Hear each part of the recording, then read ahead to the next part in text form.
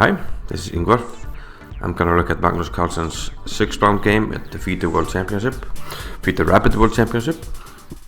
Now, yesterday was a Christmas holiday, so I had good time to upload videos during the tournament.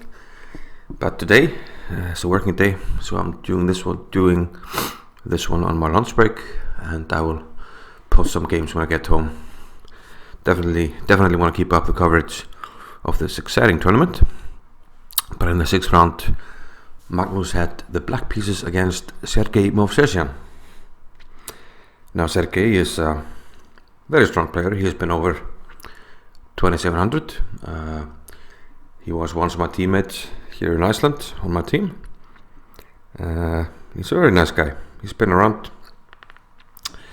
the circuit for a while. Famously, Kasparov once referred to him as a chess tourist, but that's not a very fair term.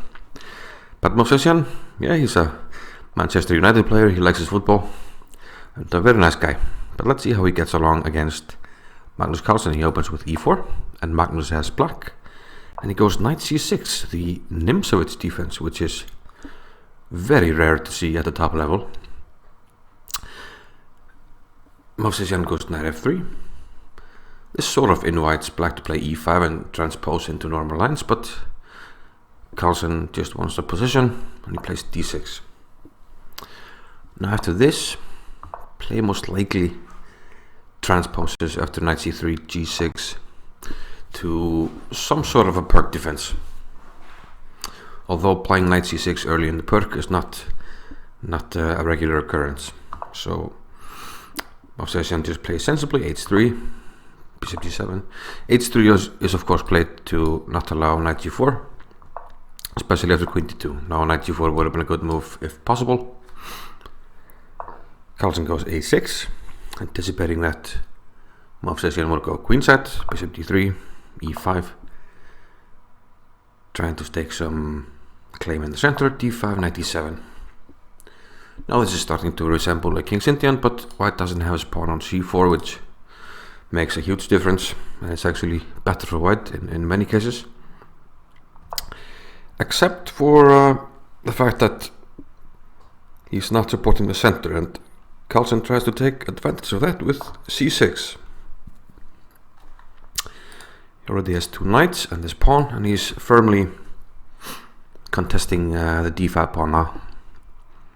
Movsesian decides to take, b takes, and long castles.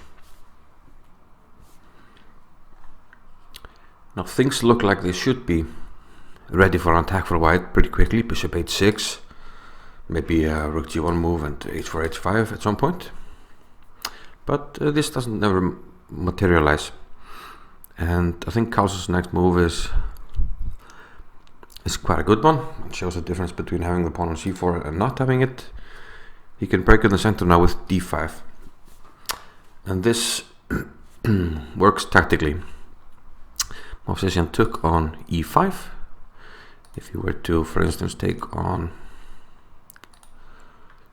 d5, it seems that black can play something like this, and the pawn is defended tactically. If you take the pawn, you can take on c3, queen takes, knight d5. You have to keep an eye on the knight, and even something simple like grabbing the bishop pair and then playing queen a5. The double attack on this and the pawn should win back the pawn and secure a better position for black because of this extremely strong bishop here on the diagonal.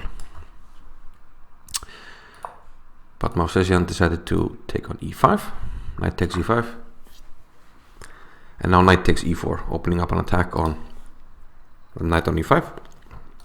So if the white takes on e4, he can take on e5, and the pawns are equal. Nonetheless, white does look better here. I mean, he has completely finished development, and his attack seems to should be going slightly more fast than white's. But on the other hand, black does have this open diagonal to go along with the strong bishop on this diagonal. Sorry, the rook has the file and the bishop diagonal, of course. Rook h to e1, bishop e6, Not sure about rook h1, maybe the rook is better on the h file. Seems to make more sense to try to open up there, but Movsesian goes for a central strategy, trying to control these squares. He plays knight a4, trying to put something on c5, queen d6, c3, and now a rook leaves by Carlsen, rook b5. Interesting move. He wants to pressure the knight here with rook a5, very unusual. But still, white should be better here. f4, bishop goes back, and probably white should be starting to think about some way to press on the king side. Maybe even the computer suggests queen to f2, which controls this square further. You can put a knight there. But it seems like this move that he played, bishop f1, is not the best one. And it simply pushes the rook where he wants to go, rook a5, pressuring the knight.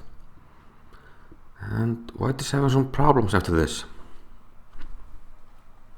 He played queen c2, but if you were to play the knight here, you can quickly get into trouble with rook b8, queen c7, and you don't really have a square for the knight. So queen c2, and now c5. And it seems the tables are turning.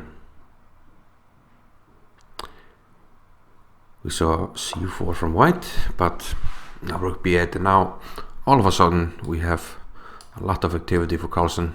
Both his rooks, this nice bishop, and he has a good central presence. And white is in big trouble here. He's just losing actually. So it's noteworthy how quickly the position escalated at the bishop f1. Just one bad move and Carlsen just takes full advantage. Bishop d2, and now winning with rook takes a4. This pawn on b2 is a deadly pawn. Once it falls, it's just lights out. King c2, bishop d7, attacking the queen. And it turns out the queen doesn't have a move. He went to b3, but if you were to go to a5, there's knight c6. We again attack the queen, and I invite you to find a square. If you go to queen a4 or queen a6, in both cases, I can give a check on d4 and either win it on a6 or a4. So Movsesian tried queen to b3, but that didn't last long. Rook takes b3, 8 takes b3, and bishop to d4, and Movsesian resigned. So relatively quick win for Magnus. Didn't do anything special or have a special position really. Probably white was, a little bit better, but it seems like people don't play their best against Magnus, some sort of Magnus effect. And instead of going for his own plans, white got too passive, and bishop f1 was just one passive move too many, and Carlsen took advantage and a quick win. So he's on form now, 3 wins in a row and keeping pace.